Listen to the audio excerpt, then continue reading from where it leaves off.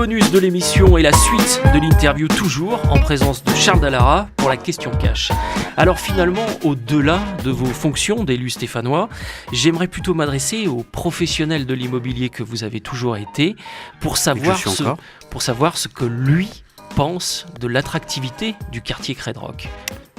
Alors le quartier du Credrock, moi, très honnêtement, avant d'y être élu, j'y passais un peu comme tout le monde pour aller à l'endroit le moins drôle de la ville, bien que porteur au niveau de l'histoire et puis architecturalement, c'est-à-dire le cimetière, et puis pour y voir des appartements, mais je n'y étais pas rentré en immersion telle que je l'ai fait en tant qu'élu.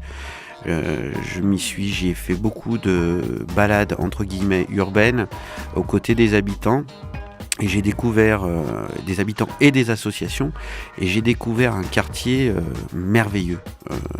Très honnêtement, moi l'image elle a changé. L'image que j'avais en tant qu'agent immobilier vu de l'extérieur et en y étant et quelque part en y vivant, j'ai appris à l'aimer ce quartier. Et du coup, c'est ce que j'essaie de transmettre. Parce que j'imagine que vous avez vu l'évolution justement en tant que professionnel. J'ai vu l'évolution parce que pour voir l'évolution, on voit un peu les façades s'arranger, mais faut voir l'offre aussi à l'intérieur qui s'est, comme on l'a dit précédemment, très nettement améliorée. On a quasiment plus d'habitat indigne sur cette colline. Elle est bourrée d'atouts. On a une mixité sociale qui fonctionne bien aussi.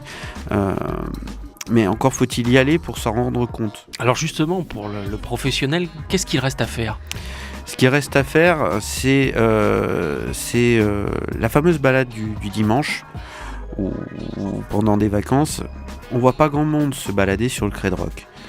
Et l'idée, c'est notamment par le travail que je fais avec mon conseiller de quartier, c'est de leur donner envie de faire un parcours. On parlait des enfants tout à l'heure, mais ça s'adresse également aux adultes.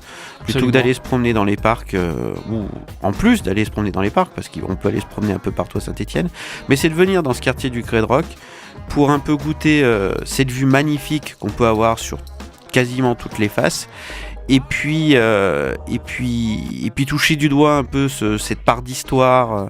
Il y a vraiment quelque chose à faire et je pense que si on arrive à réactiver ça, à donner envie aux gens vraiment de venir au quartier du Credrock, ça pourra peut-être déboucher sur des ouvertures de commerce ou autre, qui sait, une petite terrasse lors de cette balade, se poser sur une terrasse dans un quartier qui est quand même calme, où il y a relativement peu de circulation, ça serait, je pense, une grosse avancée pour ce quartier. Voilà, c'est la fin de l'interview. Merci Charles Dallara pour toutes vos réponses. À bientôt pour parler d'IMO. Merci.